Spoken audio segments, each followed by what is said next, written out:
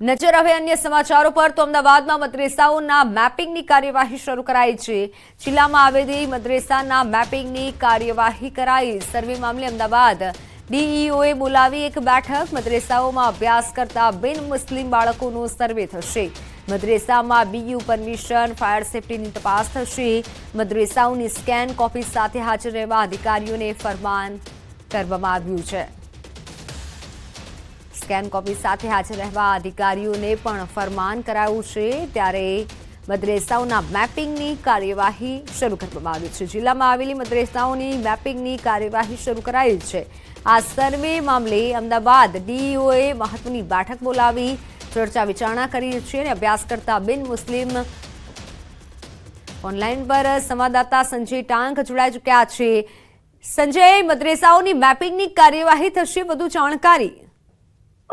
શીતલ જે છે રાજ્યના પ્રાથમિક શિક્ષણ વિભાગ દ્વારા એક જે મદ્રેસાઓ જે છે રાજ્યમાં જે ચાલતા મદ્રેસાઓ છે તેની સર્વેની આપવામાં આવી છે। જેના પગલે અમદાવાદ જિલ્લા શિક્ષણ અધિકારી દ્વારા નવરંગપુરામાં આવેલી સેન્ટ ઝેવિયર્સ લોયોલા ખાતે એક બેઠક બોલાવવામાં આવી હતી અને જે સ્થળ નિરીક્ષકો છે તેઓને તમામ પ્રકારની જે વિગતો મદ્રેસાઓ જે ચાલે છે તે માં કેટલા વિદ્યાર્થીઓ કેટલા બાળકો અભ્યાસ કરે છે, સાથે સાથે મદ્રેસાઓમાં કેટલા બિન મુસ્લિમ બાળકો અભ્યાસ કરે છે, આ ઉપરાંત મદ્રેસાને બીયુ પરમિશન છે કે કેમ, ફાયર સેફટી છે કે કેમ, મદ્રેસા ચાલી રહ્યા છે તેના ટ્રસ્ટીઓ કોણ છે, તે તમામ વિગતો જે છે તે એકત્રિત કરવાનો આદેશ કરવામાં આવે છે અને તેને લઈને અમદાવાદ જિલ્લા શિક્ષણ અધિકારી દ્વારા જે બેઠક બોલાવવામાં આવી હતી માર્ગદર્શન આપવામાં આવ્યું હતું।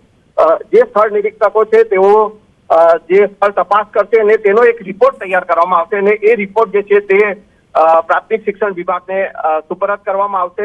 ખાસ કરીને વાત કરવામાં આવે તો અમદાવાદમાં 175 જેટલા મદ્રેસાઓ ચાલી રહ્યા છે, જેની તપાસ જે છે તે અત્યારે કરવામાં આવી રહી છે। બિલકુલ સંજય, પરંતુ આ સાથે ડીઈઓએ મહત્વની બેઠક પણ બોલાવી, એટલે કયા કયા મુદ્દાઓને હવે આવરી લેવાશે? કારણ કે ઘણા એવા વિદ્યાર્થીઓ છે તેની પણ ડિટેલ્સ લેવાશે। બિલકુલ, જે બેઠક બોલાવવામાં આવી હતી અને તેમાં આ જે સ્થળ નિરીક્ષકો છે તેઓને તમામ પ્રકારની વિગતો એકત્રિત કરવાની રહેશે। જે મદ્રેસામાં તેઓ જાય છે તે મદ્રેસામાં કેટલા બાળકો અભ્યાસ કરી રહ્યા છે, કયા કયા બાળકો જે છે તે તમામ વિગતો જે છે તે એકત્રિત કરવાની રહેશે અને આ ઉપરાંત કેટલા સમયથી આ મદ્રેસા ચાલે છે, તેના ટ્રસ્ટીઓ કોણ છે, તે તમામ વિગતો એકત્રિત કરવાની રહેશે અને એનો એક રિપોર્ટ જે છે તે બનાવવામાં આવશે અને એ રિપોર્ટ જે છે તે આ તમામ સ્થળ નિરીક્ષકો જે છે તે અમદાવાદ જિલ્લા શિક્ષણ અધિકારીને આ રિપોર્ટ સપરત કરશે અને ત્યારબાદ એક જે રિપોર્ટ તૈયાર થશે એ પ્રાથમિક શિક્ષણ વિભાગમાં જે છે તે સુપરત કરવામાં આવશે। જી બિલકુલ સંજય, આભાર માહિતી બદલ। તો નર્મદાના રાજકારણમાં ફરી એકવાર ગરમાળો આવ્યો છે। મનસુખ વસાવા અને ચેતર વસાવા આમને સામને આવ્યા છે। ચેતર વસાવા પર ટીડીઓને ધમકી આપ્યાનો આક્ષેપ છે। બંધ ઓફિસમાં ધાક ધમકી આપી હોવાનો આરોપ છે। મનસુખ વસાવાએ સોશિયલ મીડિયામાં પોસ્ટ મૂકી છે।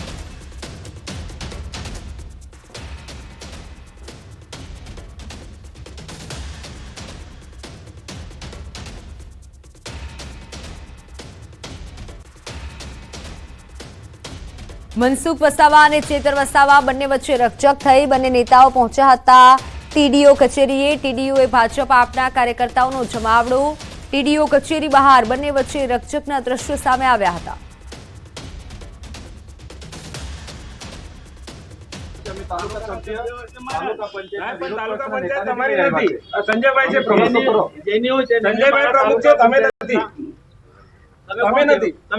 હું માજી સરપંચ છું ડેડિયાપાડાનો, ગમે તે હોય આ પણ તમારે અંદર બેવાનો અધિકાર નથી। તમારે આચારસંહિતા લાગે, તમને નથી બોલાયા। ના ના, તમને નથી બોલાયા, ગામ તરીકે અમે આવીએ છીએ સાહેબ। અમારા ગામમાં મારા નામનો તમે ઉલ્લેખ કર્યો છે તમે નામનો અંદર ઉલ્લેખમાં છે, અમે મારા નામનો ઉલ્લેખ કર્યો છે। હું અહીંનો ધારાસભ્ય છું, લોકસભાની નથી।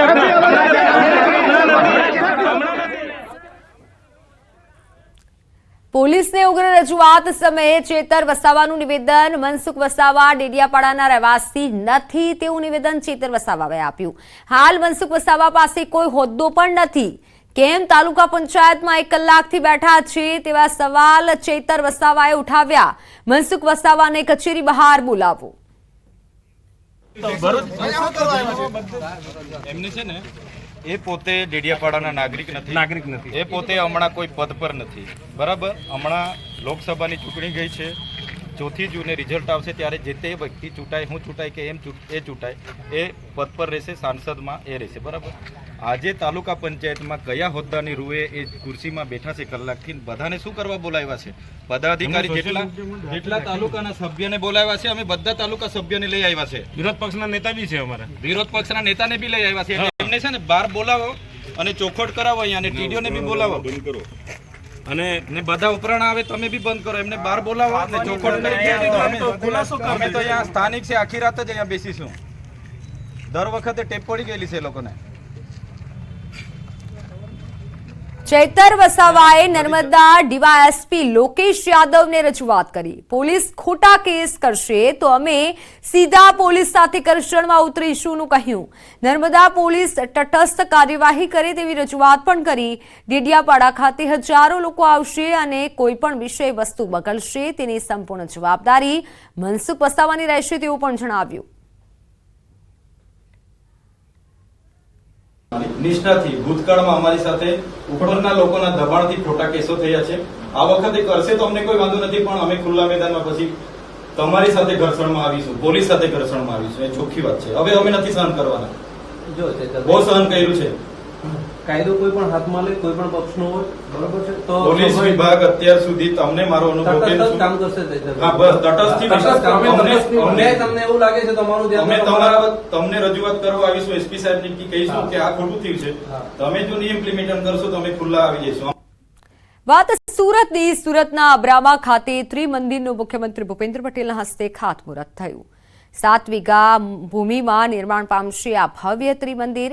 નોંધનીય છે કે હાલમાં અડાલજ, મુંબઈ, બરોડા, રાજકોટ, ગોધરા, ભુજ સહિત અન્ય શહેરોના કુલ 18 ત્રિમંદિરોમાં હજારો અનુયાયીઓએ દર્શનનો લાભ લીધો છે. અને જ્યારે મુંબઈના થાણે, પુણે અને વેરાવળમાં વધુ 3 મંદિરો નિર્માણાધીન છે, ત્યારે સુરતના અબ્રામામાં પણ વધુ એક ત્રિમંદિર નિર્માણ પામશે.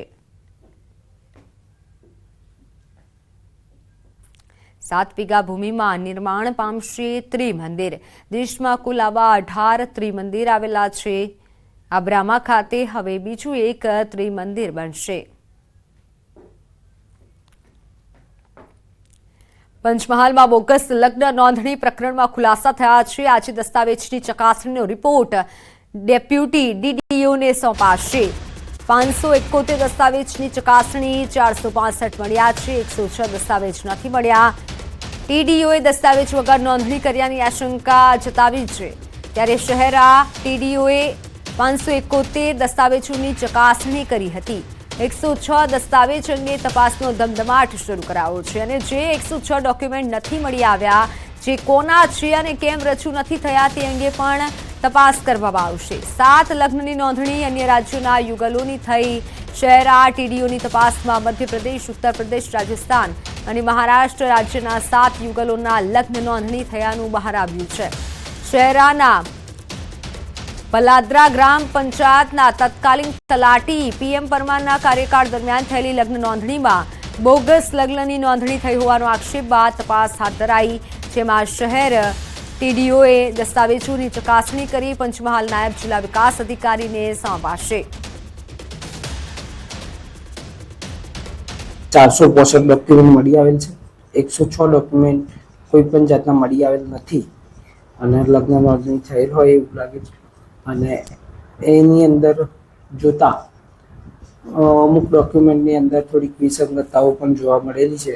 જેમાં અમુક દાખલા તરીકે જોઈએ તો પ્રમાણનો દાખલો જરૂરી છે એ પણ નથી, અમુકમાં નથી, અમુક દાખલામાં તો એવા થોડી નાની નાની વિસંગતતાઓ પણ જોવા મળેલી છે. એનો વિગત તૈયાર કરી અને આવતીકાલે માન્ય નાયબ જિલ્લા વિકાસ અધિકારીને એને સુપ્રત કરવામાં આવશે. અલગ અલગ રાજ્યોમાંથી ટોટલ 7 લગ્ન નોંધણી જોવા મળેલા છે. એમપી એક તો મહારાષ્ટ્રનું છે, એમપીનું છે, યુપીનું છે, રાજસ્થાન છે, એક લગ્ન નાગાલેન્ડની છોકરી છે, ગુજરાતમાં પરણેલી છે.